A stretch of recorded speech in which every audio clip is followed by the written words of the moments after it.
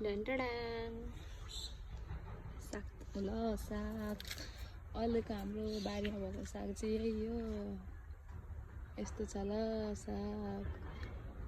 डन्टडुङ यस्तै हो कि यो साग पनि यस्तै तर यो चाहिँ फेरि मिक्समा परेछ कि यो चाहिँ यस्तो छ ल डोन्ट माइन्ड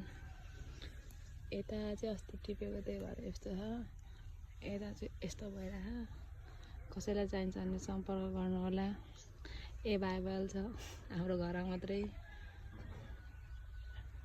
टुङटुडुङ यसको नाम गेस गर्नु त साथीहरू मलाई यसको नामै भन्नै आएन हौ नेपालीमा के भन्छ यसलाई इङ्ग्लिसमा त अर्कै खोइ के ल्याउस खोइ के भन्ने थियो म त्यति धेरै ट्यालेन्टमा पढ्दिनँ कि त्यही भएर मलाई नामै यादै भएन क्या बिर्सिएँ कमेन्ट गर्नु ल साथी हो